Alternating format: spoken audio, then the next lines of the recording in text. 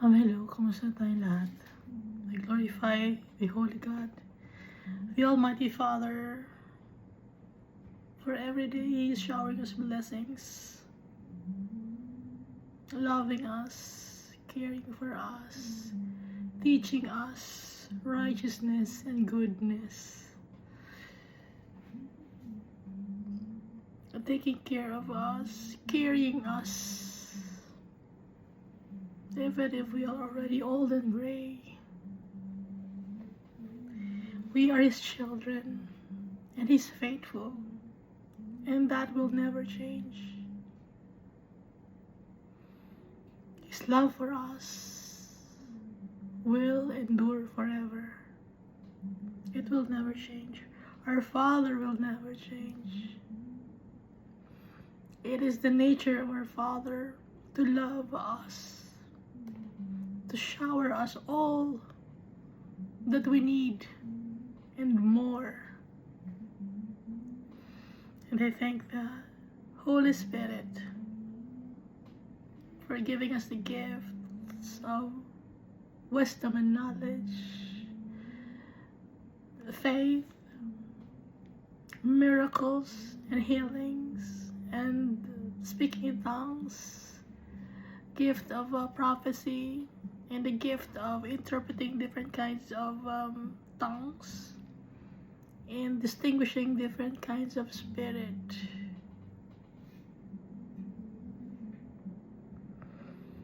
And I thank Jesus Christ, my Savior, my Redeemer, my Messiah, the coming King, the Judge of this world, who holds the key to heaven, who wrote our names in His book of life, Jesus Christ.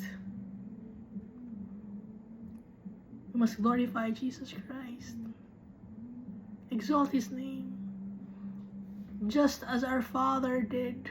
He exalted the name of Jesus Christ above all names, because He never committed any transgressions. Even if He was in this world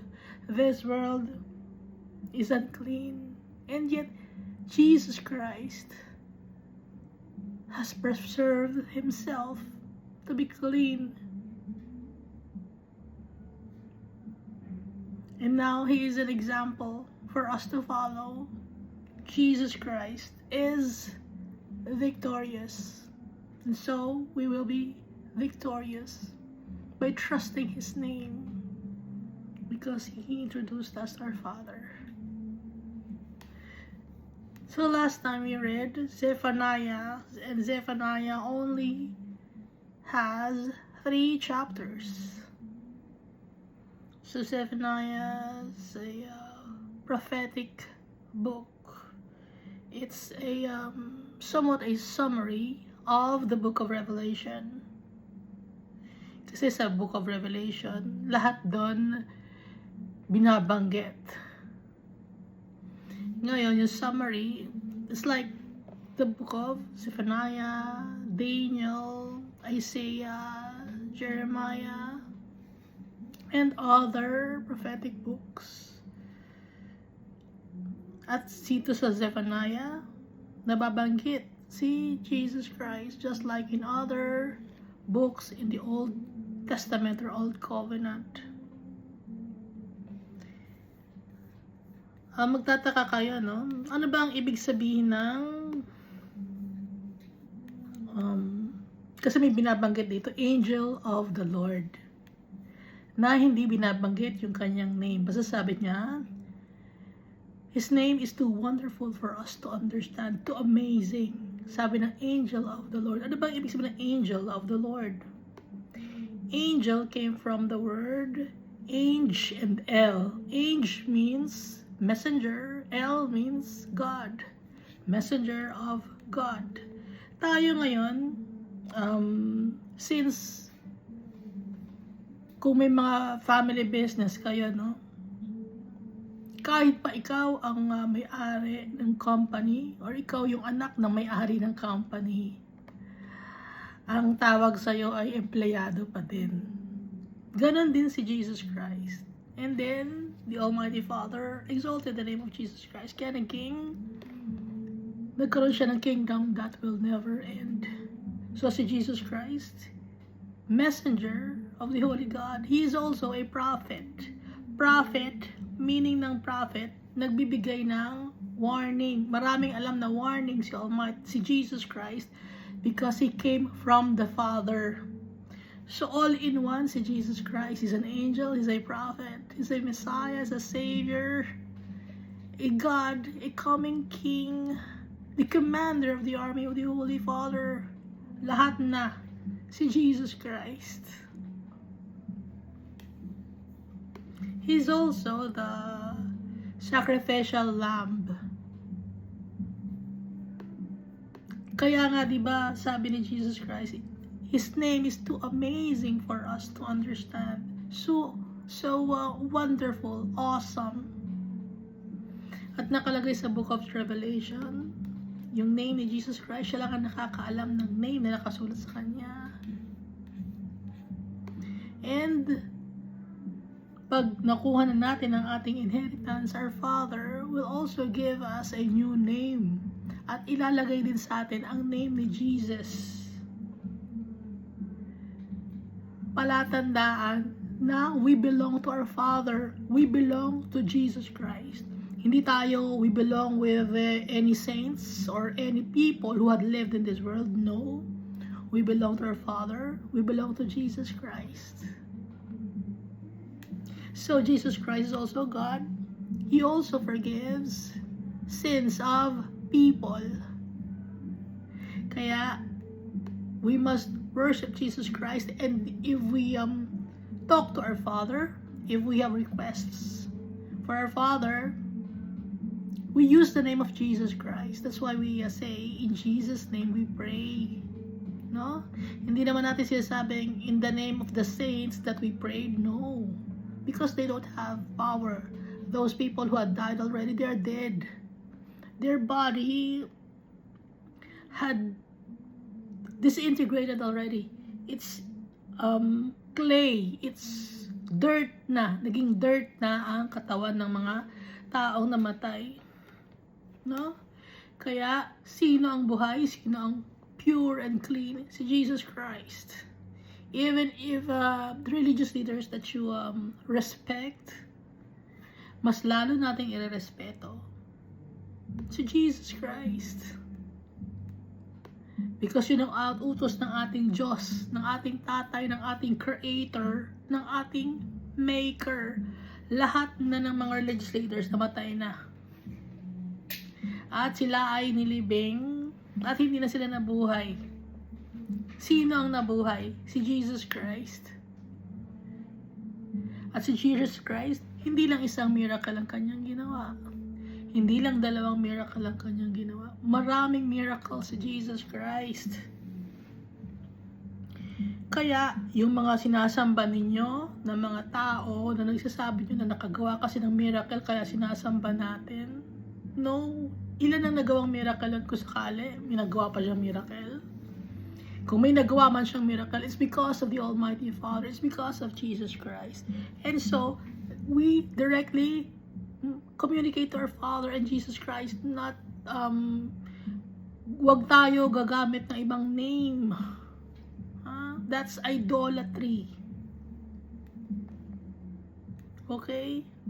So, dito na tayo sa Book of Haggai. Si Haggai, ibig sabihin ng Haggai, means festive or festival. Kasi yung root word, yung Hebrew word na Hag, refers to festivals or celebration. Okay? So, alam na natin, di ba? Ulitin natin, no? Yung angel, galing sa dalawang word, age and El. Age means messenger, and the El means God. Kaya nga, di ba, Elijah, Michael. Pag may mga L, it means yung name nila may nakakonektado kay Almighty Father, sa God. Yung archangel, meaning highest rank ng messenger of the Almighty Father. Arch, Ange, and L. So, 3 syllables, three meanings na pag pinagsama mo, highest ranking messenger of the Almighty Father. Okay? So, basahin na natin tong Haggai. So, it only has two chapters, sorry. Basahin na natin, ano? In the second year of King Darius, in the 6th month, on the first day of the month. Pag sinasabing 6th month, hindi to Gregorian calendar. This is Jewish calendar. Kung ano ba ang 6th month sa Jewish calendar? Lately lang nagkaroon ng name ang Jewish calendar, yung month. Month kasi, kaya month, konektado yan sa moon, no? Pag sinasabing 6th month, ito ay August. Kung Gregorian calendar natin, ibabase. Kasi ang ika-7th month ay September, kaya nga Sept. Okay? Sept means 7. Ngayon, September, October, Octo, meaning 8. Yun ang ika-8th month. Ngayon, November, that's Nona, 9th month. And then, December, Deca, means 10th month. Naintindihan natin? So, kung i-convert natin itong 6th month sa Gregorian calendar, ito ay August. First day of the month. So, August 1. Kung sakasakali, no? So, ulit natin, in the second year of King Darius. Bakit King Darius? Kasi itong si Haggai, he lived 586 BC or before Christ up to 450 BC. Kakontemporary niya si Jeremiah, Zechariah, and Malachi. Under sila ng Judah's kingdom or kingdom of Judah. Naintindihan natin? So, in the 7th month, ito ay sa chapter 2. Ngayon dito sa chapter 1, 6th month. Okay? August 1. On the first day of the month, the word of the Lord came to Haggai, the prophet, to Zerubbabel, the son of Shealtiel, governor of Judah, and to Joshua, the son of Jehozadak, the high priest, saying, so ito ay naghahari na nito ay si King Darius, na-conquer na ang kingdom of Israel and kingdom of Judah. So si King Darius, ito ay isang Arachmenid king. No? Arachmenid king yan eh. Arachmenid ang basa doon. Achaemenid. Tama. Achaemenid Empire. So si King Darius, he reigned from 522 BCE or before Christ's era until his death in 486 BCE. Kasi nga, pag BCE, yung year, pababa. And then, nung pinanganak na si Jesus Christ, yung year na ay pataas, no? So, ito ay yung time na hindi pa binapanganak si Jesus Christ dito sa mundo, but He exists already and He's with the Almighty Father. Hindi pa lang siya na ilalagay sa womb ni Mary. Okay? So, itong si King Darius ay Achaemenid Empire. So, currently, ang Persia or Achaemenid Empire, ito ay Iran. Kasi naging mas powerful ang Persian Kingdom or Empire kumpara sa Babylonian Kingdom. So, basahin na natin ulit, no? Haggai chapter 1. In the second year of King Darius, in the 6th month, on the first day of the month, that's August 1, kung i-convert natin ngayon, the word of the Lord came to Haggai, the prophet, to Zerubbabel, the son of Shealtiel, the governor of Judah. So, instead of having a king, nung time ng Persian Empire's reign in the kingdom of Judah, they have a governor. Sino ang governor? Zerubbabel. Si Zerubbabel, anak siya ni Shealtiel, the governor of Judah. And to Joshua, the son of Jehozadak, the high priest. So pag may governor, meron ding high priest. Usually ganoon ang nangyayari, di ba? Merong taga-check sa ginagawa ng mga tao. Kaya may mga high priest. Verse 2, thus speaks the Lord of hosts, saying, this people says, the time has not come. The time that the Lord's house should be built. Yung mga tao, narinig ni Almighty Father, sabi ng mga tao, hindi pa dumarating ang oras para maitayo ang bahay ni Almighty Father. Kasi nung time na yon, nasira rin ang temple, no? Alam naman natin yan, di ba? Na yung temple ay na-rebuilt nung time ni Ezra and Nehemiah. Verse 3.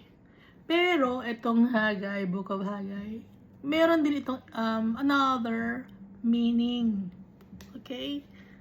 Basahin natin na verse 3. Then the word of the Lord came by Haggai, the prophet, saying, is it time for you yourselves to dwell in your paneled houses, and this temple to lie in ruins?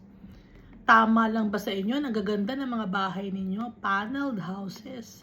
Tapos, yung house ni Almighty Father, sira-sira, lie in ruins. Tama ba yun? Na tumira kayo sa magagandang bahay? Sabi ni Almighty Father, na he relayed to Haggai. Verse 5, now therefore, thus says Lord of hosts, consider your ways. I-check nyo yung inyong mga ginagawa sa buhay.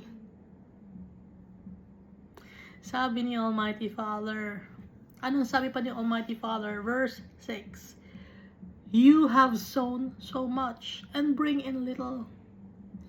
Nagpapakapagod kayo, pero konti lang ang inyong naaani. Kasi nagtatanim kayo ng napakadami, konti lang ang inyong naaani. You eat, but you do not have enough. Kumakain kayo, pero hindi kayo nabubusog. Sabi ni Almighty Father. You drink, but you're not filled with drink. Umiinom kayo, pero hindi kayo na-quench yung thirst ninyo. Hindi kayo nawawala yung uhaw. Lagi kayong uhaw. You clothe yourselves, but no one is warm. May mga damit kayo, pero hindi maayos ang pakiramdam nyo. Kulang at kulang pa rin. Kahit na marami kayong damit. And he who earns wages to put into a bag with holes. At kung sino man yung nagtatrabaho at may sweldo, yung kanyang sweldo, inilalagay lang niya sa isang bag. Kaso yung bag niya, butas. Meaning, hindi nakakaipon. Meaning, hindi nasa-satisfied ang mga tao. Meaning, hindi contented ang mga tao.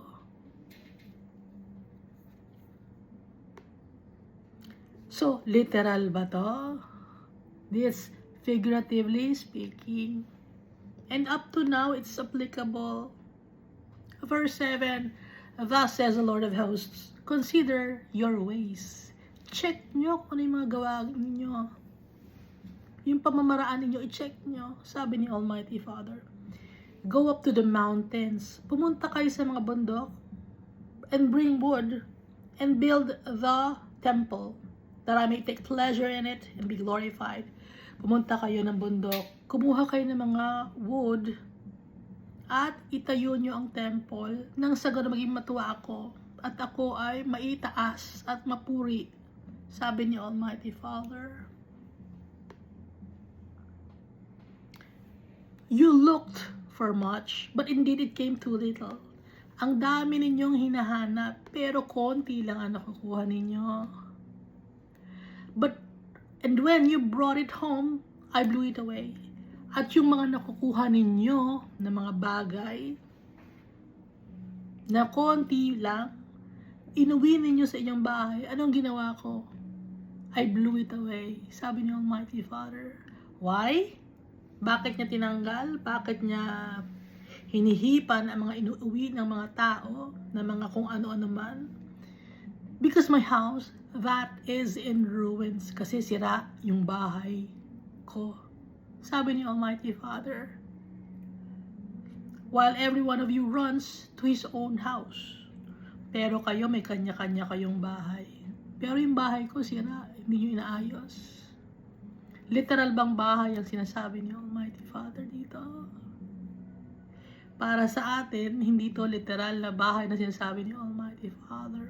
Applicable pa rin itong Old Covenant sa atin, itong Book of Haggai. Ulitin ko, ang pagkakaiba ng Old Covenant sa New Covenant, hindi na tayo magsasacrifice ng mga animals dahil si Jesus Christ na ang sacrificial lamb once and for all, na save na tayo, natanggal na yung ating kahihiyan, tinanggal ni Almighty Father because of Jesus Christ. Never nagkasala. Jesus Christ is perfect. At ang tithes and offering, sino na ang tithes and offering? 10% lang ba? No, it's not only 10%, but our whole being. Yun ang pagkakaiba. At hindi na kailangan ng high priest dahil ang high priest natin ay si Jesus Christ. Lahat si Jesus Christ nang sumakop. Naintindihan na natin? Yun ang pagkakaiba ng Old Covenant at sa New Covenant. Pero yung mga prophetic books, yung mga message ng Almighty Father, it's always the same. It's applicable up to now. Dito naman tayo sa verse 10 of Haggai chapter 1. Therefore, the heavens above you withhold the dew, and the earth withholds its fruit. Dahil kayo ay swapang, yung mga blessings, hindi binibigay sa inyo. Walang abundance. Lagi kayong kinukulang. Mamaya explain natin, nabasahin muna natin. Verse 11, for I called for a drought, tagtuyot, or dry spell on the land. May drought sa land and the mountains. Pati sa bundok, walang makukuha. On the grain, yung mga wheat, at saka yung mga corns, grain yan, di ba? May drought. And the new wine and the oil. Wala din. May drought. May kakulangan. On whatever the ground brings forth, kung ano man ang nilalabas ng lupa, may kakulangan. On men, pati na ang mga tao, and livestock, mga animals na pagkain ng mga tao, and on all the labor of your lands, of your hands, pati na ang gawain ng inyong mga kamay, may drought. So ito ay symbolically speaking, figuratively speaking.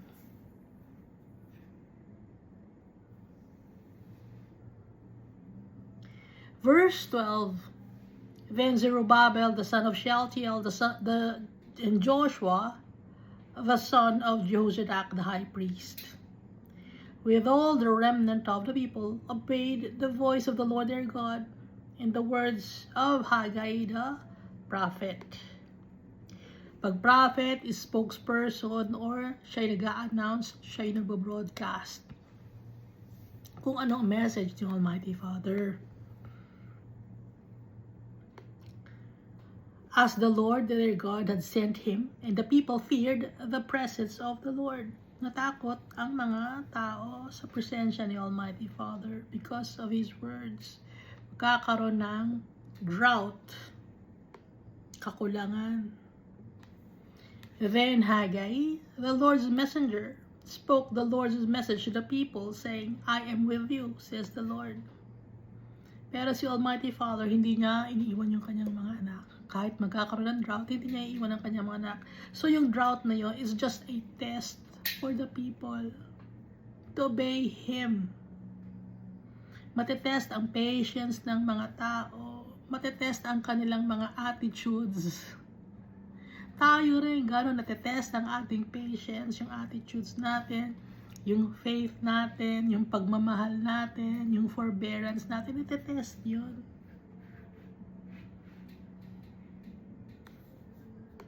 Verse 14. So the Lord stirred up the spirit of Zerubbabel, the son of Shealtiel, governor of Judah, and the spirit of Joshua, the son of Jehozadak, the high priest, and the spirit of all the remnant of the people. So, sino yung kinausap ni Almighty Father? Zerubbabel, yung governor. Si Joshua, the high priest. At sino pa? The remnant of the people. Kinausap ni Almighty Father. And they came and worked on the house of the Lord of hosts, their God. So, nagtrabaho sila. Yung trabaho, hindi ito lang ay physical na trabaho, kundi having faith in the Almighty Father, serving Him wholeheartedly. And it's not just like lip service, but also sa gawa. Verse 15, on the 24th day of the 6th month, in the 2nd year of King Darius. Yung 2nd year of King Darius, kasi di ba 2022, I mean, kailan nga siya nag-reign? 522 BCE siya nag-start mag-reign. So ito ay 2nd year ng pag-reign niya. So that's 520 BCE ito nangyari. Kasi 2nd year ng pag-reign ni King Darius. 6th month, that's August 24. Nilagyan ng date ni Haggai. Ngayon, anong ibig sabihin nito? Sabi ng mga tao, hindi pa time para itayo ang bahay ni Almighty Father. Dito sa verse 2. Pero, sabi ni Almighty Father, magaganda ang mga bahay ninyo. Bakit yung bahay na temple sira? Ang ibig sabihin nito, ano ang bahay? Ano ang temple ni Almighty Father? Ang temple ni Almighty Father, tayo. Okay? Kasi noon ay visual ang mga tao. So para maintindihan ng mga tao, visualization. Nung dumating na si Jesus Christ, inexplain na ni Jesus Christ sa atin lahat. So, sasabi ni Almighty Father, sira yung temple, ibig sabihin sira yung buhay ng mga tao, hindi sumusunod kay Almighty Father. Ang gawa ng tao, puro mga pang sarili nilang mga kasiyahan sa buhay ang kanilang ginagawa. Selfish sila.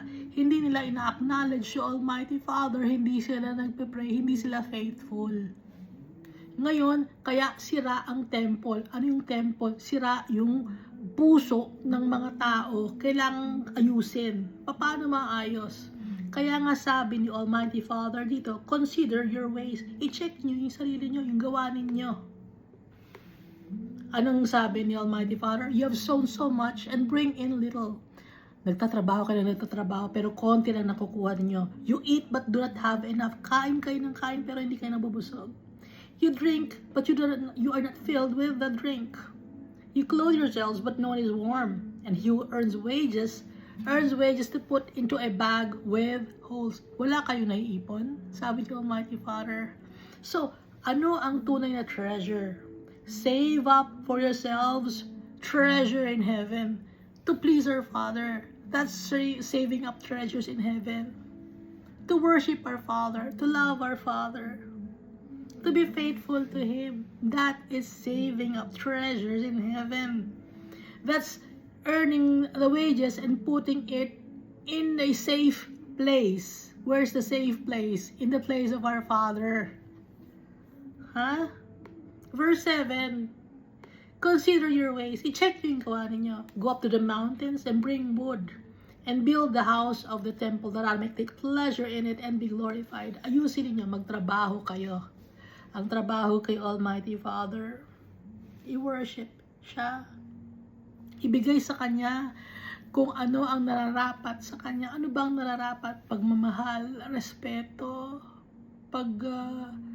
itinataas natin ang pangalan ni Almighty Father, and we do righteousness and justice. Yun ang gusto ni Almighty Father, that I may take pleasure in it and be glorified. Dahil sa mga bagay na yun ay itataas ang pangalan ni Almighty Father. Verse 9, you looked for much, but indeed it came too little. And when you brought it home, I blew it away. Tinatanggal ko yung mga bagay na hindi importante. Hinihipan ko, sabi ni Almighty Father. Kaya nga, di ba may mga tao na ang dami nilang naipon na pera, pero dumarating ang isang time na bigla na lang nauubos ang kanilang pera. Bakit naubos ang kanilang pera?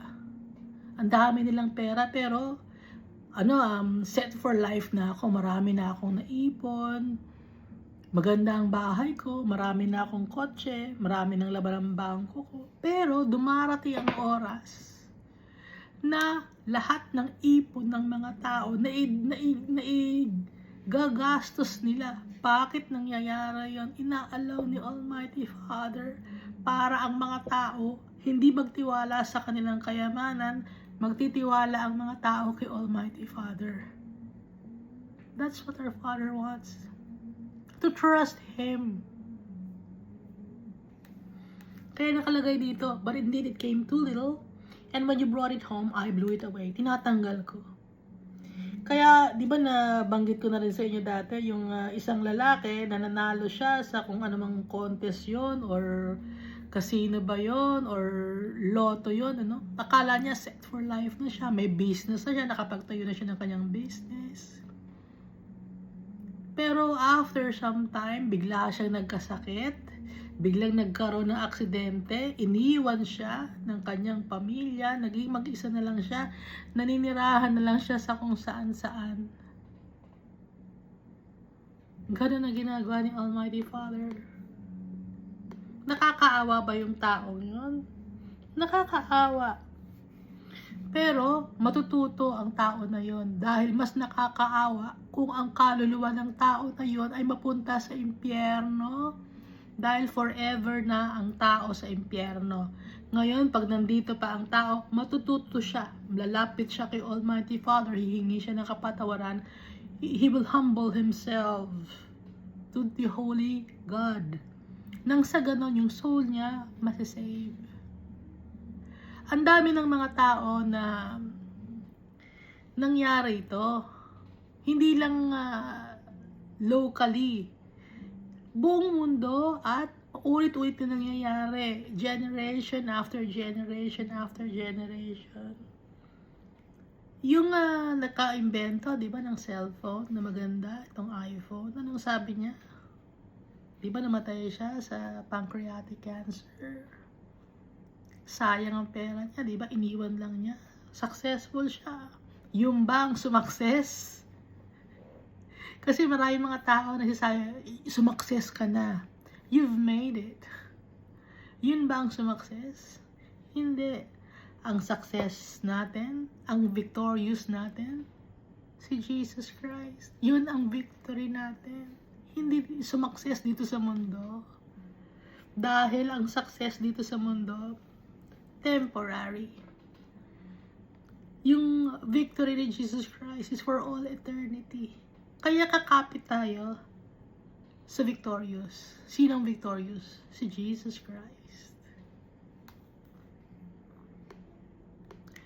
Ituloy natin na, because my house that is in ruins, while every one of you runs to his own house. Yung mga tao, hindi nila iniisip si Almighty Father.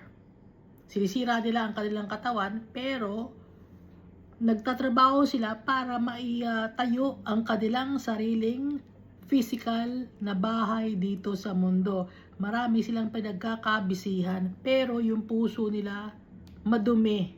Gawain madumi. Yun ang ibig sabihin ni Almighty Father dito na, because of my house that is in ruins. Dahil nga tayo ang temple of the Holy God. Yung katawan natin, sinisira natin. At sa pagkakasira ng katawan natin, ang nagpo-focus tayo ngayon sa mga bagay na walang kwenta.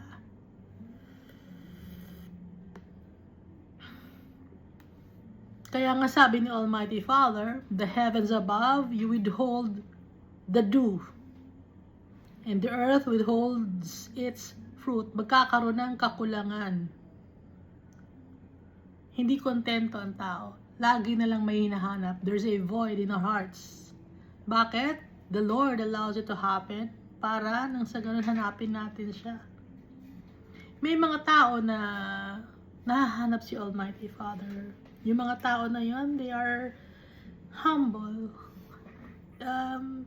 They admit to themselves that they need the Holy God, the Creator, the Maker. But then there are also people who are stubborn and hard-headed. They don't want to acknowledge the Father. And so what happens to those people? Ano nangyayari? They kill themselves. They continue doing wickedness. And as a result, their souls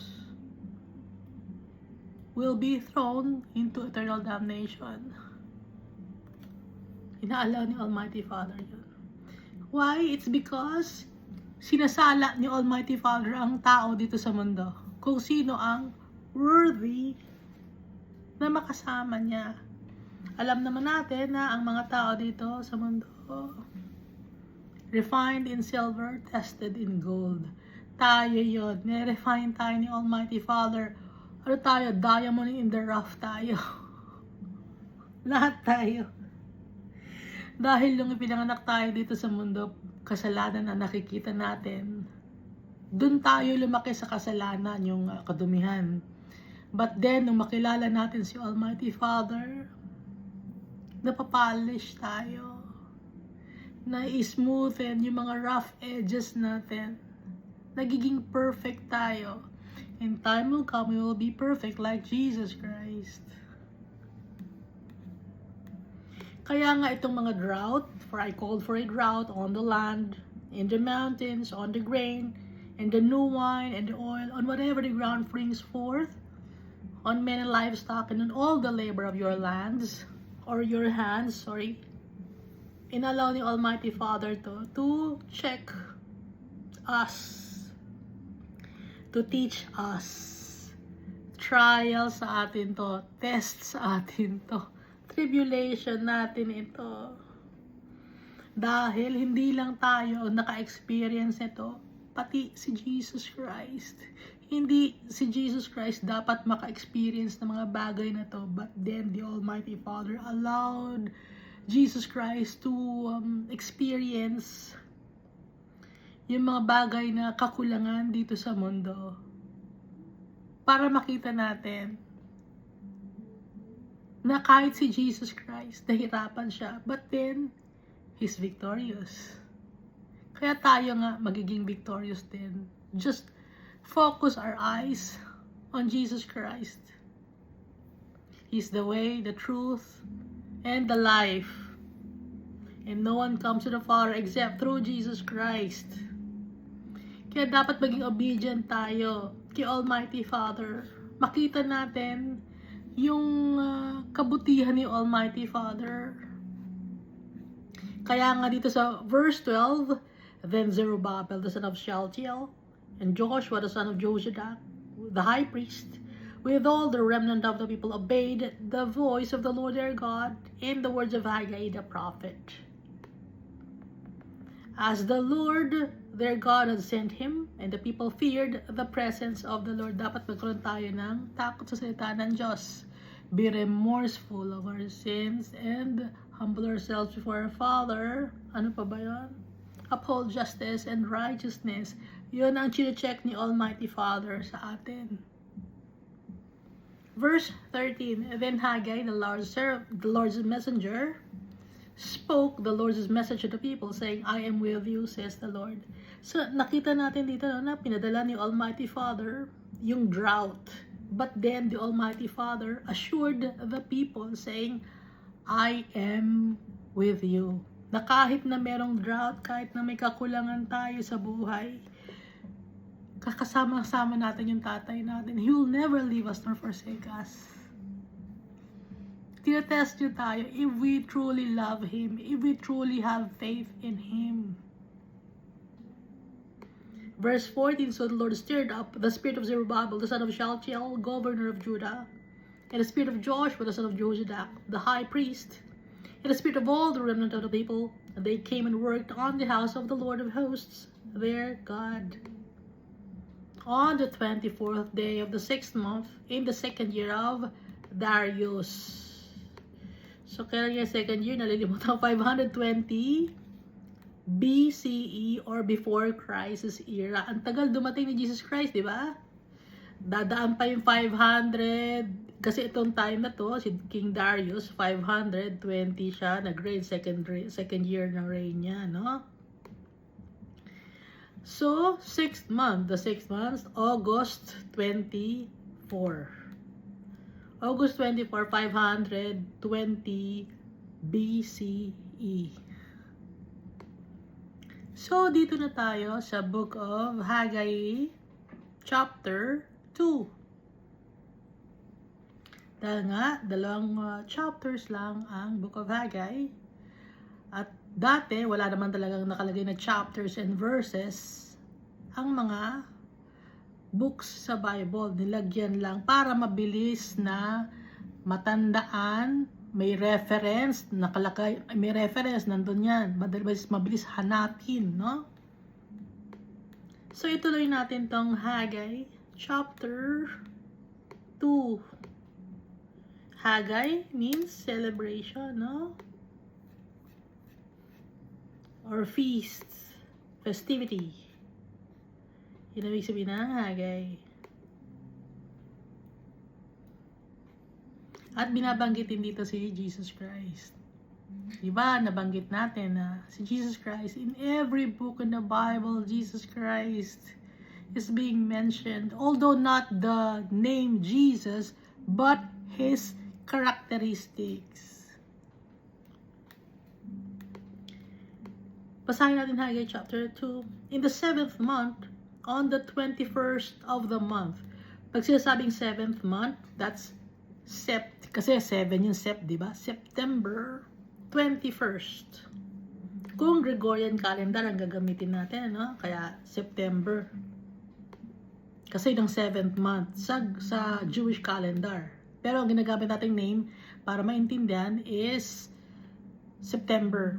So in the 7th month, on the 21st of the month, so that's September 21, the word of the Lord came by Haggai the prophet, saying, so, nung first time na nagkausap si Almighty Father kay Haggai, nasa 6th month, no? First day of the 6th month. Ito naman, 21st of the 7th month. So, ibig sabihin, hindi dire-diretso ang pakikipag-usap ni Almighty Father. May mga dumarating na time na hindi nakikipag-usap si Almighty Father, no? Gaya sa Book of Jeremiah, Book of Isaiah, hindi naman dire-diretso yun, okay?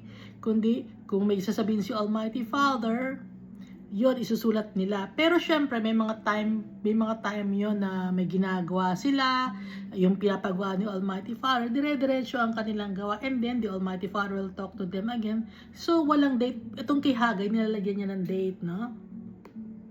So, kaya nilalagyan ng date ni Haggai, it's a proof na nangyari to. Ha? So, on the 7th month, which is of course, lahat ng mga books in the Bible, nangyari to, iba lang ang pagkakasulat ni Haggai, gusto niya lang nilagyan ng date. So, para may reference si Haggai. In the 7th month, on the 21st of the month, the word Lord came by Haggai the prophet, saying, speak now to Zerubbabel, the son of Shealtiel, the governor of Judah. Dahil walang king ang Judah, dahil nga sinakop sila ng Persia, so ang meron ay governor or namamahala all over Judah. And then, meron ding high priest. And to Joshua, the son of Jehozadak, the high priest. And also to the remnant of the people. So, ang message na to na binabanggit ni Almighty Father kay Haggai nung 21st of the 7th month or September 21 Ito ay para kay Zerubbabel, the leader of the land, Joshua the high priest, and to the people or remnant of the people na mga natitira dahil nga yung ibang mga tao nasa ibang lugar. Kaya ito remnant lang sila. Kasi nga captives nasa Babylon pa yung iba or nasa Persia pa yung iba or yung ibang mga tao nagpunta sila sa malayong lugar, no?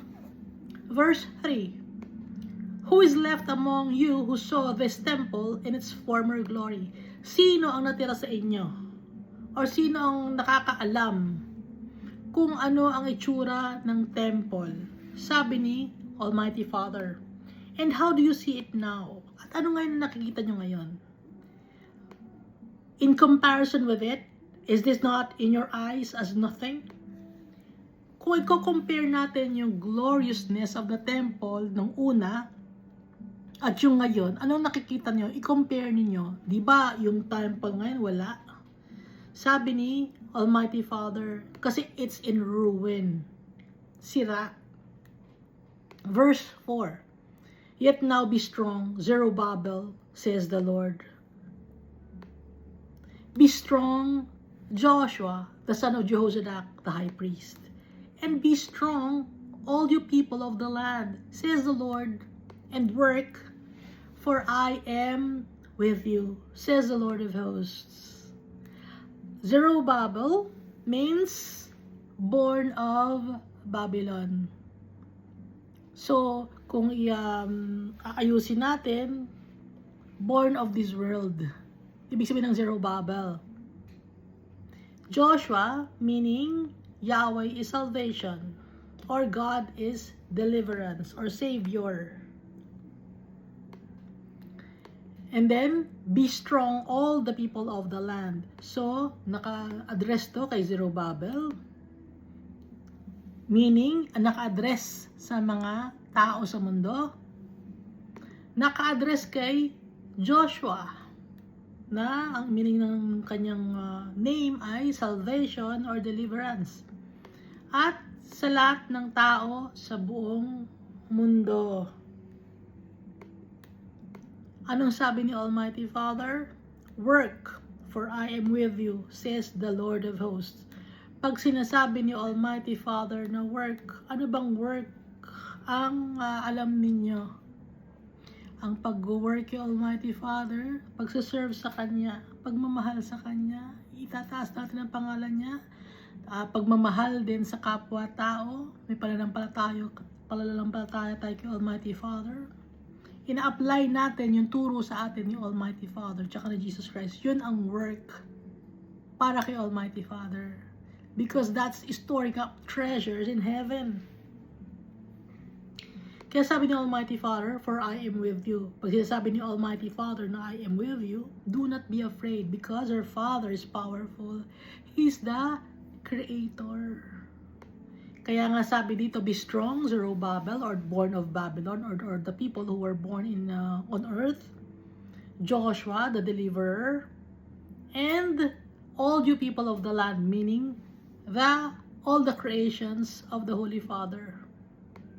Maging strong kayo. Verse 5 of Haggai chapter 2. According to the word I have covenanted with you when you came out of Egypt, so my spirit remains among you.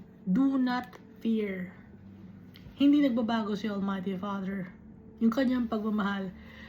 Since some time na inalis niya ang mga tao sa Egypt or from the bondage of sin and shame and slavery to sin, ganun pa rin si Almighty Father. So my spirit remains among you. Do not fear. Faithful si Almighty Father. Tayo ang hindi faithful. Tayo ang pabago-bago ng isip. Because we're wicked. But our Father is faithful. He's good. He's just. He's righteous. He's holy. Verse 6. For thus says the Lord of hosts, once more, it is a little while, I will shake heaven and earth, the sea and the dry land. Uulitin ko, sabi ni Almighty Father, gagawin ko uli. But, it is a little while. Hindi agad-agad ko gagawin, sabi ni Almighty Father. I will shake heaven and earth. and the sea, and the dry land. Nangyayari pa ba to? O nangyari na ba? Hindi pa, di ba? Prophetic book. Message of the Holy God. Baka itanong nyo, asa na si ano? Kung naka-address kay Zerubbabel, kay Joshua, and all the people of the land. Explain natin mamaya, no? Basahin muna natin verse 6. For thus says the Lord of hosts, once more, it is a little while, I will shake heaven and earth, the sea and dry land. And I will shake all nations. Pag sinasabing nations, buong mundo.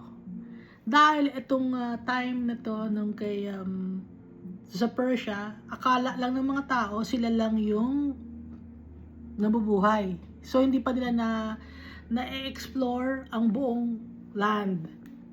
Pero si Almighty Father, alam na niya na maraming nations. Advance ang isip ni Almighty Father. Kaya nga to isang prophetic book. I will shake all nations, and they shall come to the desire of all nations. And I will fill this temple with glory, says the Lord of hosts. Ano yung desire of all nations? Jerusalem, the New Jerusalem, Mount Zion. Yun ang desire of all nations. Yung peace and joy and abundance. That's the desire of all nations.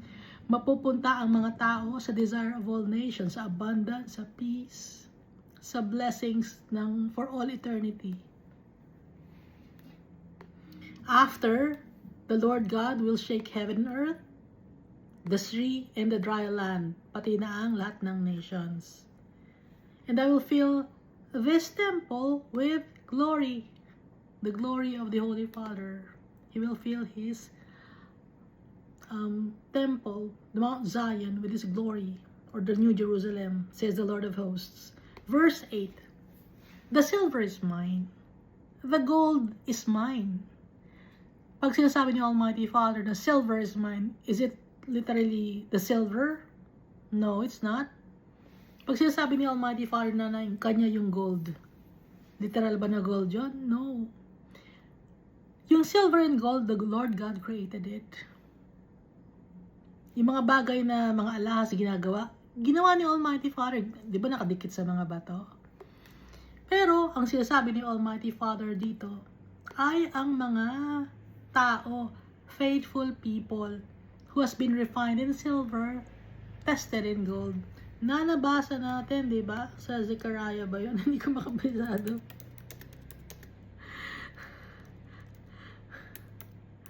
Refined in silver, tested in gold. Zechariah chapter 13, verse 9. I will bring the 1/3 through the fire, will refine them as silver is refined, and test them as gold is tested. They will call on my name, and I will answer them. That's in Zechariah chapter 13, verse 9. So itong mga sinasabi ni Almighty Father, sa kanya ang silver, sa kanya ang gold, tao to. Ngayon, may mga tao na literal ang tingin nila sa silver and gold. May mga preachers, may mga leaders of religious organization, dalhin nyo sa amin ng silver, dalhin nyo sa amin ng gold, kasi sabi sa Bible, dadalhin sa temple ni Almighty Father ang silver and gold. Niloloko kayo ng mga preacher and pastor na yon, or kung sila mang false prophet, niloloko kayo. Hindi nila naiintindihan ko yung silver and gold. Ang silver and gold, tao to. Dahil tayo ang treasure ni Almighty Father. Yung mga bagay dito sa mundo, it's temporary. Naintindihan ba natin? O hindi? Nakakalungkot, hindi naiintindihan ng mga tao. Bakit? Hindi nila hinahanap si Almighty Father. Kunyari, hinahanap nila si Almighty Father, pero hindi. Iba ang nasa puso nila. Pero bakit natin naiintindihan na yung silver at gold ay hindi mga gamit sa bahay or gamit na alas? Dahil turo sa atin to ni Almighty Father. Guided tayo by the Holy Spirit. Nasa sa atin ang Holy Spirit. Because we seek the Holy God. Hinahanap natin si Almighty Father. Almighty Father, totoo bang silver to na kailangan mo ng silver? Kailangan mo ba ng gold? Hindi kailangan ni Almighty Father ng silver and gold. Basura kay Almighty Father ang mga bagay na silver and gold. Ano ang importante kay Almighty Father? Ano ang kanyang inheritance? Tayo ang kanyang inheritance because we are the apple of His eye. Hindi silver and gold, kundi mga tao to, patungkol to sa mga tao. Tao, refined in silver, tested in gold. Faithful people of the Holy God. Says the Lord of hosts. Naintindihan na natin. Verse 9, the glory of this latter temple shall be greater than the former. Sabi ni Almighty Father, yung bahay, no? Temple o bahay. The glory of this latter house or latter temple shall be greater than the former, says the Lord of hosts. And in this place I will give peace, says the Lord of hosts. Ano yun? That's the New Jerusalem. New Jerusalem means city of peace. Salem kasi means peace eh. Naintindihan na natin na ang sinasabi ni Almighty Father dito ay hindi mga bagay na mga material things sa mundo na to. Dahil lahat ng mga bagay sa mga things sa mundo na to ay nasisira, nabubulok, nananakaw, pinag-aagawan. Hindi yun ang gusto ni Almighty Father. Tayo ang kanyang kayamanan. At ang kayamanan natin si Almighty Father. Forever we will be with our Father. Abundance and blessings and eternal salvation in the kingdom of Jesus Christ that will never end. Verse 10, on the 24th day of the 9th month. Ano ba yung ika-9th month? Ang ika-9th month ay ang nona or November. Kasi ang sides ng doon kasi ako bumabase kung ano yung sides. Pag nona, 9 sides yon. Nona, November. November yon. 24th day of the 9th month. Ang 9th month, kung sa ngayon, i-compare natin noon sa ngayon, that's November 24. In the second year of Darius, so ito ay 522 BC ba uli or 520 BC? Nalimutin ako. Nalilimutan ko. 520 BCE. Okay? Kasi the second year ni Darius, sulat ko nga, 520 BCE.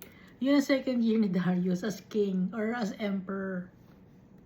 And the word of the Lord came by Haggai the prophet, saying, thus says the Lord of hosts, now ask the priests concerning the law, and saying, if anyone carries holy meat in the fold of his garment, and with the edges he touches, bread or stew, wine or oil, or any food, will it become holy? Then the priest answered and said, no. Naintindihan natin? Tanong ni Almighty Father, sabi ni Almighty Father, itanong mo ngayon sa mga priests. Pag ang isang tao, may buhat-buhat siya na holy meat sa kanyang fold ng garment sa damit niya. Ngayon, yung edge, he touches, nahawakan niya yung gilid ng meat, bread or stew, nahawakan niya, wine or oil, or any food. Will it become holy? Magiging holy ba yon yung pagkain? Anong sagot ng mga priests? Then the priest answered and said, no. Hindi magiging holy ang pagkain. Naintindihan natin? Holy meat ang hawak-hawak. Nasa fold ng garment, inahawakan. So, naano na siya na defiled na. Magiging holy pa ba yung meat na yon? Hindi na. Ngayon, may mga tao na naghahawak ng mga bagay. Ito, holy to.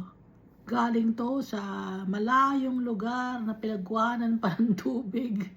Galing pa sa bundok ng kasulok-sulukan ng mundo na to. Holy to. Holy ba yung tubig na yun? Hindi holy. Ha? Example of the Holy God. Alam ni Almighty Father ang gagawin ng mga katao. Mga kadumihan ang ginagawa ng mga tao. Alam ni Almighty Father. Advance ang isip ni Almighty Father. Halimbawa, itong ipit na to, sa sample. Itong ipit na to, ha? Holy, nahawakan na dumihan. Holy pa ba? Hindi na holy. Nahawakan na Hindi na yun holy.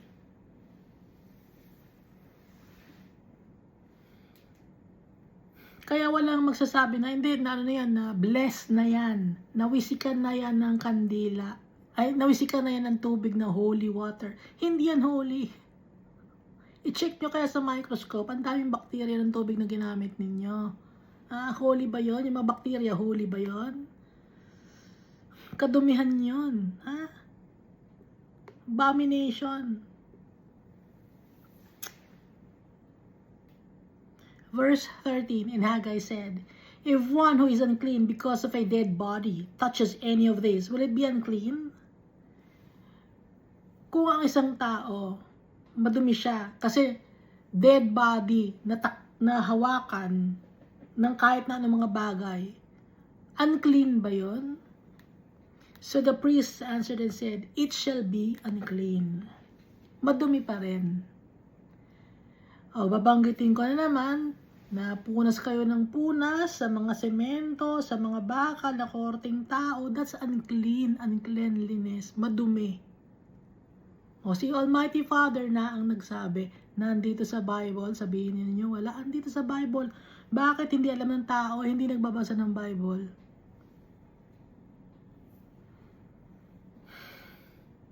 Gagawa-gawa ang tao ng mga ribulto. Clean ba yun? That's unclean.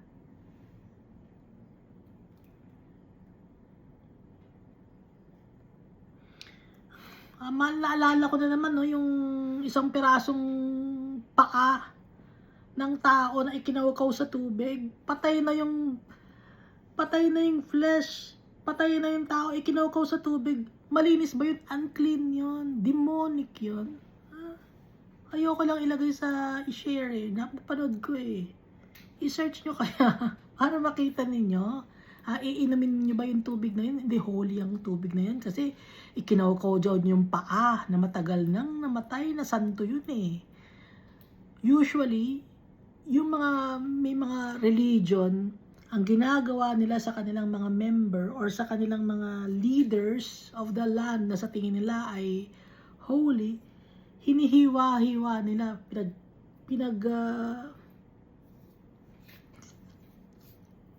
pinagka-cut nila yung katawan. Ito may holy tong tao na to.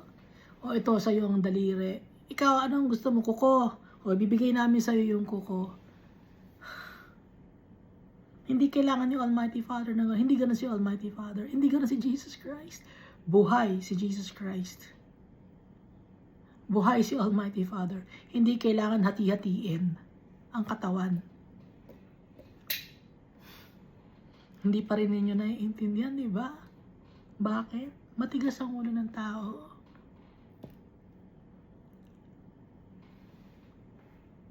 The gospel is veiled to those who are perishing. Matatanggap ba ninyo na kayo ay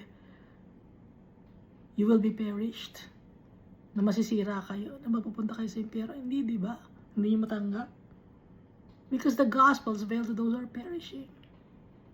Kung hindi nyo matanggap, tanggapin ninyo ang Bible. Tanggapin nyo yung salita ng Diyos. Tanggapin nyo si Almighty Father ng buong buo. Tanggapin nyo si Jesus Christ. Para sama-sama nating ma-inherit ang kingdom of Jesus Christ na hindi matatapos. Walang katapusan.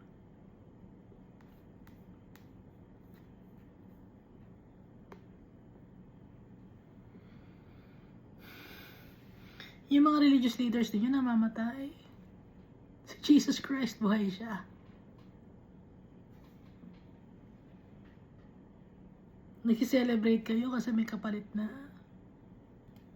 Si Jesus Christ, hindi siya napapalitan. He's for all eternity. Just like the Holy God. Hindi nagbabago.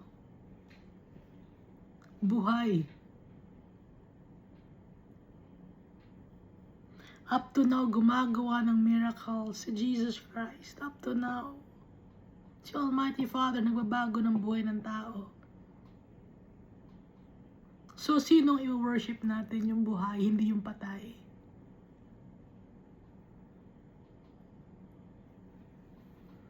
Verse 14 of Haggai chapter 2. Then Haggai answered and said, So is this people, and so is this nation before me, says the Lord. And so is every work of their hands, and what they offer there is unclean. Ano nga?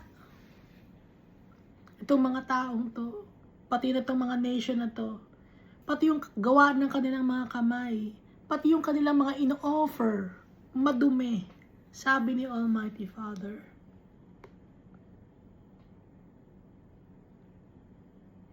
Ano dapat ang ino-offer natin?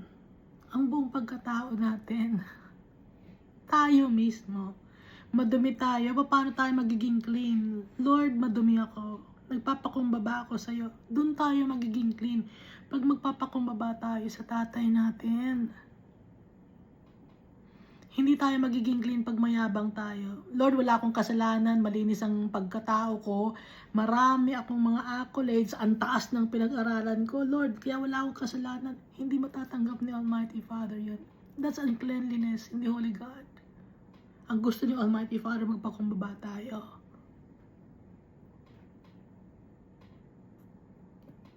Dahil lahat tayo makasalanan. Lahat tayo may pagkukulang. Lahat tayo mali. Mali ang puso natin. Wala tayong may pagmamalaki. Pero hindi maiintindihan ng tao. Mas gusto ng tao magyabang. At kung mayabang ka, who is your Father? Si Almighty Father, hindi siya mayabang. Si Jesus Christ, hindi siya mayabang. Sino ang mayabang? Natatandaan niyo ba? Nung when Satan tempted Jesus, sabi ni Satan, lahat ng mga nakikita mong mga bagay dyan, ibibigay ko sa'yo, sambahin mo lang ako. Yun ang mayabang, si Satan. Ngayon kung mayabang ka, sino yung iyong leader? Sino ang iyong father? Father of all lies, si Satan. Kaya tayo ay magpapakumbaba gaya ng tatay natin. Gaya ni Jesus Christ.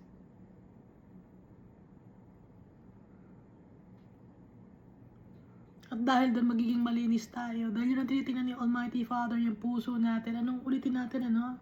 Anong hinahanap ni Almighty Father? Remorseful heart. Humble in spirit, and those who uphold righteousness and justice.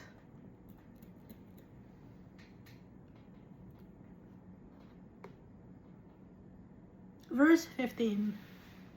And now carefully consider from this day forward. Ngayon, isipin niyong mabuti simula sa araw na to. From before stone was laid upon stone in the temple of God.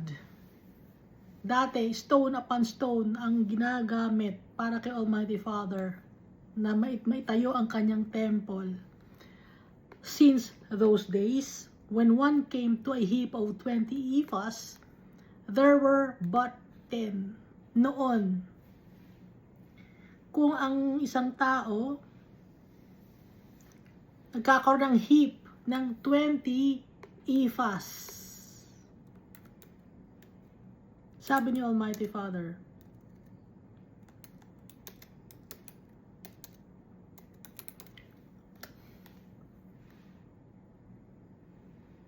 measure yun, ano? Measure. Parang kilo or pound. When one came to heap up 20 ephahs. There were but 10. Kulang. 20 ang heap of ephahs. Pero, ang nakakount ay 10 lang.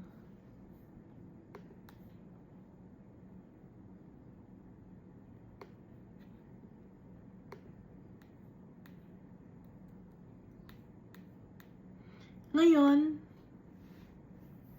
but when one came to the wine vat to draw out 50 baths from the press, there were but 20. Ngayon, kung ang isang tao naman ay kukuha ng wine sa wine vat or sa tapayan, kukuha siya ng 50 baths, no? So ilang takal yon, 50 baths. Galing sa press or wine press. Kulang. Ang nagkukuha lang niya ay 20. Naintindihan niya, kulang. Yung una, 20 ephahs, 10 lang nung nabilang. Pangalawa, dun sa wine vats, no? 50 baths. Pero 20 lang din. Bakit kulang? Anong nangyayari? Bakit kulang? The Lord God allowed it to happen. Dito sa verse 17. Because I struck you with blight, and mildew, and hail in all the labors of your hands, yet you did not turn to me, says the Lord. Ano ibig sabihin ng verse 17? I struck you with blight. Blight meaning blemish, or trouble, or malady, or plague, infection, canker, hideosity, strain, kadumihan. Kasi binigyan ko kayo ng kadumihan, deformity, or flaws, or imperfections. Kaya konti lang ang nakukuha ninyo. Na imbis na 20 ephah, 10 lang ang nakukuha ninyo. Imbis na 50 baths of wine ang nakukuha ninyo sa vat, 20 lang ang nakukuha ninyo. Bakit? Dahil sa ako ang gumawa, sabi ni Almighty Father. May poison, sickness, I struck you with blight. No? So, i-check natin kung ibig sabihin ng blight, malady, trouble. And mildew. Ano yung mildew? Pagkabulok, decay, fungus, mustiness or rust. And hail in all the labors of your hands. Ano ba yung hail? Snowstorm, tempest, or blizzard? Hinahangin. Yet you did not turn to me, says the Lord. Kaya nga pag kumukuha ka or nag-iipon ka, 20 ephahs dala-dala mo, 10 lang ang nakukuha mo, di ba? Kinukulang ka. 50 baths sa wine, pero 20 lang ang nakukuha mo. Dahil, example, no? Ang dami kang naipong pera, pero biglang dumarating, marami kang gastos. Bibili ka ng gamot mo, na-aksidente ka, kailangan ng emergency. Ganun ang ginagawa ni Almighty Father. Kaya walang naiipon ng tao. Laging kulang. Dahil kay Almighty Father, inaalaw niya yun. Deformity, pagkabulok, blizzard. Example, kotse. Ang ganda ng kotse mo. Darating ang panahon, kumpleto ka na, may kotse ka na, may bahay ka na, meron ka ng magandang trabaho. Anong mangyayari minsan? Tatanggalin sa'yo yung trabaho mo. Ano nangyari? Dahil sa mga tao.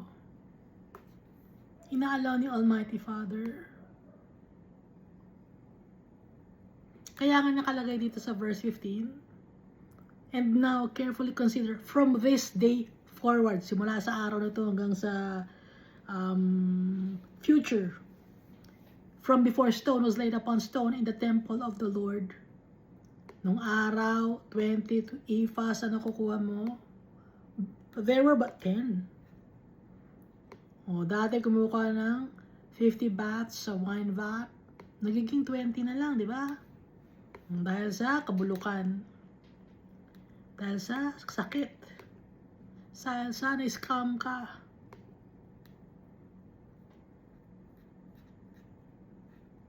Ninakaw. Yet you did not turn to me. Sabi ni Almighty Father. Hindi ka lumapit sa akin. Inaalaw ni Almighty Father mangyari to para tayo ay lumapit sa Kanya, magtiwala sa Kanya. Hindi natin pagtitiwalaan ko naman bagay meron tayo. Dati matalino ka, ano nangyari sa katalinuhan mo na wala na. Hindi natin pagtitiwalaan.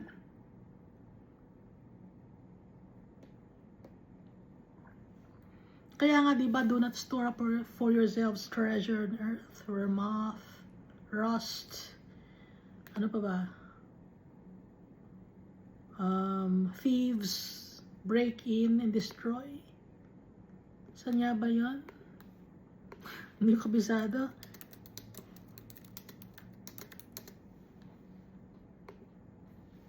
Matthew chapter 16 verse 19 to 21.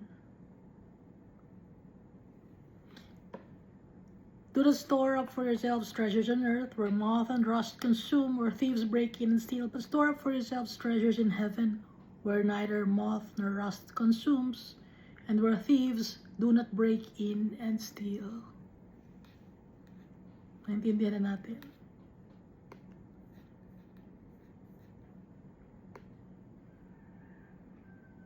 Lalapit tayo sa tatay natin, hindi tayo magyayabang. Wala tayong mapagyayabang. Akala mo lahat meron ka na, hindi mo may pagyayabang. Minsan magkakasakit ka. Diba? Ang dami na nagkasakit. Ha? Nung mayayaman, nagkakasakit sila.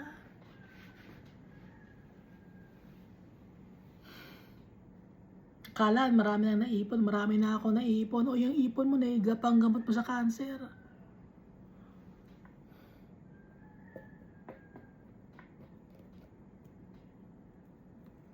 Verse 18, consider now this, or consider now from this day forward, from the 24th day of the 9th month, from the day that the foundation of the Lord's temple was laid, consider it. Kailan na naman the 24th day of the 9th month? November 24. 9th month, no? November. Baka sabihin nyo 9th month ay September. Ang ginagamit natin kasi ay Jewish calendar. Okay? Dahil talaga, ang original naman na talaga na gumawa ng ay si Almighty Father. Ha? Sa Kanya galing lahat. At iniba ng mga Roman Empire ni Constantine and his cohorts. Gumawa ng imbento. Kaya nagkaligaw-lagaw na ang mga tao.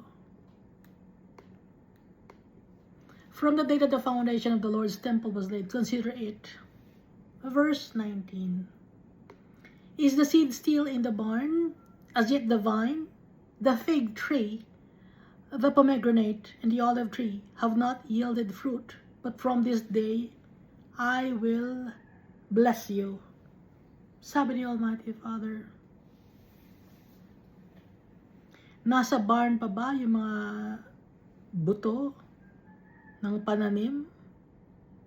Pati yung vine, ng grapes to pag vine, and the fig tree, pomegranate and olive tree have not yielded fruit, but from this day I will bless you. Wala pang mga bunga, pero i-bless na kita. Bakit? Bakit sinabi ni Almighty Father kahit wala pang bunga? Have faith in the Almighty Father.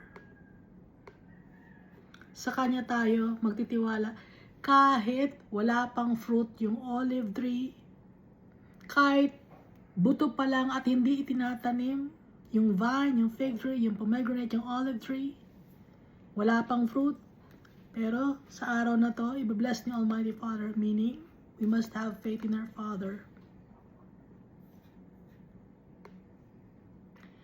Verse 20. And again, the word of the Lord came to Haggai on the 24th day of the month. So, halos same day, no? Nakikipag-usap si Almighty Father kay Haggai. nagbibigay ng message si Almighty Father, saying, speak to Zerubbabel, the governor of Judah, saying, I will shake heaven and earth. Sabihin mo kay Zerubbabel. Zerubbabel means son of man or people or born of this world or born of Babylon. Yun ang ibig sabihin ng Zerubbabel. Governor of Judah, saying, I will shake heaven and earth, I will overthrow the thrones of kingdoms, I will destroy the strength of the Gentile kingdoms, I will destroy or overthrow the chariots and those who ride in them. The horses and their riders shall come down, every one by the sword of his brother. Away-away. So binanggit Zerubbabel, governor of Judah, meaning born of these people who were born of this world. Sila nagahari sa mundo na to, di ba? Governor, nag-govern. I-shake ko ang heaven and earth. I-overthrow ko ang mga thrones of kingdoms. Sisirain ang kalakasan ng Gentile kingdoms or lahat ng bansa. Overthrow the chariots or machinery. Lahat na ng mga nakaplano na sisirain ni Almighty Father. And those who ride in them, the horses and their riders shall come down. Pati na rin yung mga tao. Everyone by the sword of his brother, mag-aaway-away kapwa-tao. Guguluhin ni Almighty Father ang mundo.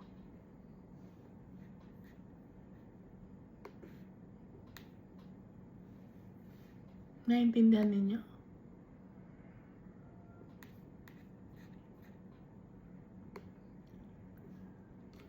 Verse 23, in that day, says the Lord of hosts, I will take you, Zerubbabel, my servant, the son of Shealtiel. Nung sa verse 21,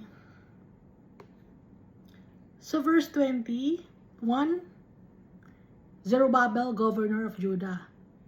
Verse 23, Zerubbabel, my servant, the son of Shealtiel. Iba ang binabanggit ni Almighty Father dito. Just like kay Nebuchadnezzar, di ba? Binanggit ni Almighty Father, Nebuchadnezzar, my servant. Kasi Nebuchadnezzar, meaning nun ay messenger, Nebu. Pero hindi naman talaga si Nebuchadnezzar yung binabanggit ni Almighty Father, kundi si Jesus Christ yon. Ngayon dito, sa verse 21, ang binabanggit dito na Zerubbabel, governor of Judah, na go-govern sa mundo na to, ay mga tao na pinanganak dito sa mundo na to. Ngayon dito sa verse 23, ang binabanggit na Zerubbabel dito ay tao na pinanganak sa mundo na to, na servant ni Almighty Father. Sino yon? Son of God, Son of Man. Si Jesus ito, the son of Shealtiel. Shealtiel means son of God. Shealtiel na may EL. Pag may EL, ibig sabihin, meaning dala Hebrew, I asked El for this child. Yun ay ibig sabihin ng Shealtiel. Or God has answered my request, or I have asked God. So ito ay si Jesus Christ, Son of God. Zerubbabel, my servant, son of a man, pinanganak dito sa mundo, servant ni Almighty Father, pero son of God din siya, says the Lord, and I will make you like a signet ring. So hindi ito si Zerubbabel na binabanggit na governor sa bandang itaas. Itong verse 23 na ito, ipinagpapatungkol ito na ito ay si Jesus Christ. Dahil si Jesus Christ, hindi binabanggit yung kanyang real name. Ang ginagamit ni Almighty Father, or ginagamit sa Bible, iba-ibang names, no? Commander of the army of the Holy God, Angel of the Lord, na ayaw niyang banggitin yung kanyang pangalan, the Messiah, the branch of righteousness. Laging ganun ang pagkaka-describe kay Jesus. Okay? Kaya dito naman sa Book of Haggai, dito sa 23, ito ay si Jesus.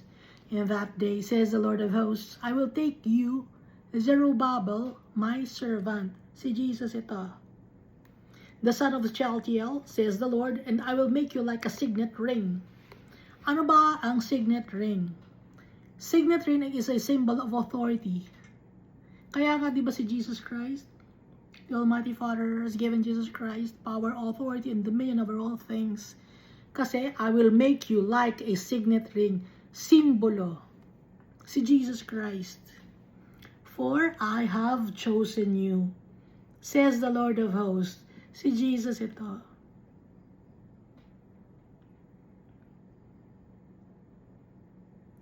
Siya ang kagaya ng signet ring. Simbolo ng authority ni Almighty Father, or family ties, family of the Almighty Father. Ibig sabihin ng family, anak niya. Kaya sa araw na to, sabi ni Almighty Father, after ni Almighty Father banggitin yung I will shake heaven and earth, I will overthrow the thrones of kingdoms, I will destroy the strength of the Gentile kingdoms, I will overthrow the chariots, and those who ride in them. The horses and their riders shall come down, everyone by the sword of his brother. In that day, itutuloy ni Almighty Father, says the Lord of hosts, I will take you, Zerubbabel, my servant, the son of Shealtiel, says the Lord, and I will make you like a signet ring. For I have chosen you, says the Lord of hosts. Kung i-check nyo sa Bible, asan na ba si Zerubbabel? Wala namang ginawa, di ba? Pero, sino ang may ginawa? Si Jesus Christ. At ito ay nagpapatungkol kay Jesus Christ. Dahil nga, maraming names na bibigay kay Jesus Christ dahil yung name ni Jesus Christ is too amazing for us to understand.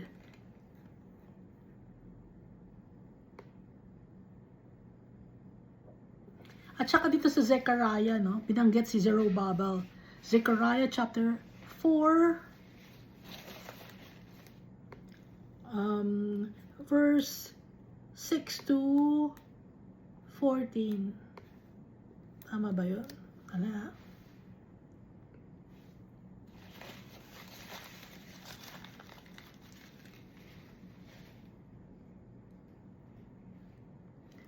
Tama. Zechariah chapter 4, verse 6 to 14. So he answered and said to me, this is the word of the Lord through Zerubbabel. Not my might, or not by might nor by power, but by my spirit, says the Lord of hosts. Who are you, O great mountain? Before Zerubbabel you shall become a plain. And he shall bring forth the capstone with shouts of grace and grace to it.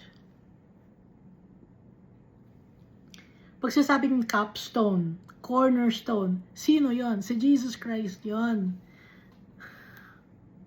Kaya ang binabagit na Zerubbabel, si Jesus Christ ito. Dahil he shall bring forth the capstone with shouts of grace, grace to it.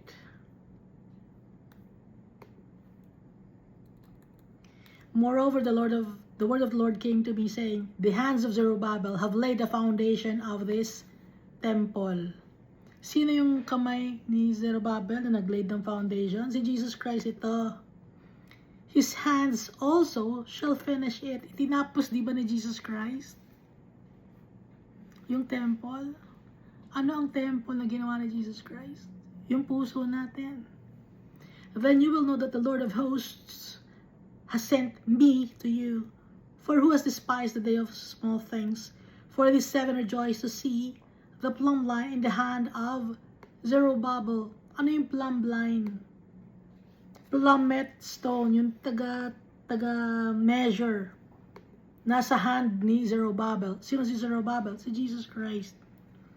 They are the eyes of the Lord, which scan to and fro throughout the whole earth. So, alam na natin na binabanggit dito sa last verse of the last chapter of Haggai, si Jesus ito. Kapangalan lang niya, or ginamit lang yung pangalan ni Zerubbabel dito sa first chapter and second chapter, kasi ditong last verse sa last chapter, si Jesus Christ na to. Siya yung Zerubbabel. Meaning ng Zerubbabel, born of Babylon. Saan pinanganak si Jesus Christ? Dito sa mundo. This world is Babylon. At binanggit yung capstone, di ba? So dito sa Matthew chapter 21 verse 42, Jesus said to them, "Have you never read in the scriptures? The stone which the builders rejected has become the chief cornerstone. This was what the Lord is doing, and it is marvelous in our eyes." So Jesus Christ ang chief cornerstone or the capstone. At saka ano pang nakalagay sa Acts chapter 4 verse 11?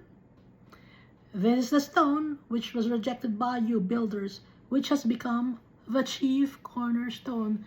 So ang pananampalataya natin, ang chief cornerstone, si Jesus Christ.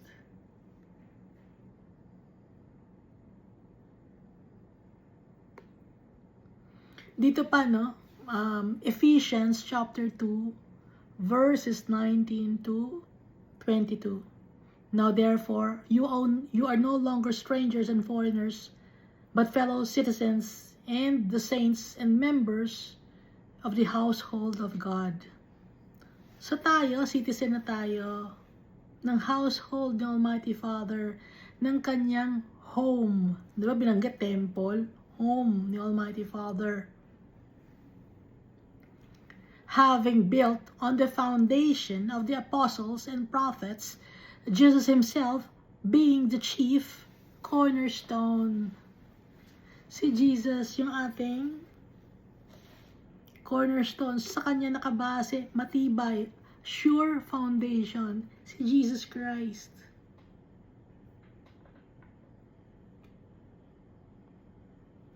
"In whom the whole building, being fitted together, grows into a holy temple of the Lord," or in the Lord.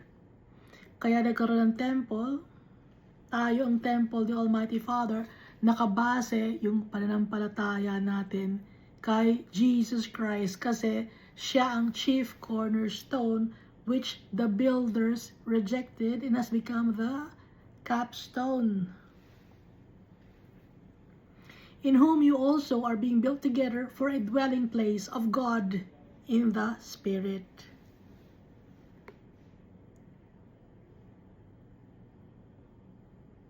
Naintindihan na natin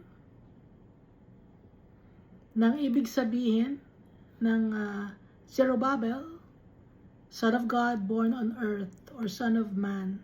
And then Shealtiel, meaning I asked God, or I asked El. Yung signet ring, symbol of authority or family ties. Simbolo na konektado si Jesus Christ, na ang tawag sa kanya dito ay Zerubbabel, kay Almighty Father. Dahil si Jesus Christ ang pinili ni Almighty Father. Naintindihan na natin? Nakakaintindi kaya na sinasabi ko. Hindi ko salita to ni Almighty Father at nagpapasalamat ako sa Kanya. Naiintindihan ko na yung salita niya. Dati hindi ko naiintindihan. Nakaaminado naman ako. Hindi ako marunong. Nagpapasalamat ako kay Almighty Father. Turuan niya ako. Nagpapasalamat ako sa Holy Spirit. Nagpapasalamat ako kay Jesus Christ. Nakikita natin si Almighty Father, ang Holy Spirit, at saka si Jesus Christ. All over the Bible. Kaya nga sabi ni Almighty Father, fear not, I will not leave you. At sabi rin ni Jesus, I will not leave you orphans. Hindi tayo iiwan ng tatay natin. Hindi tayo iiwan ni Jesus Christ. Hindi tayo iiwan ng Holy Spirit. At hindi tayo kukulangin. Dahil sa tatay natin, magtitiwala tayo. Hindi tayo magtitiwala sa ating sariling kalakasan. Hindi tayo magtitiwala sa mga riches and glory of this world. Dahil mga bagay dito sa mundo na ito nasisira. At ang kayamanan ni Almighty Father, ang silver at ang gold, tayo yon. Tingin ni Almighty Father sa atin, tayo ang kanyang silver and gold at tayo ang kanyang treasure. Sino ba naman tayo? Napakadumi natin. Pero tayo ang kanyang kayamanan. At tayo ang kayamanan natin, yung tatay natin. Dahil yung pagmamahal niya sa atin, ibinubuhos niya. For all eternity. And it will never end. Thank you, and God loves us all so much.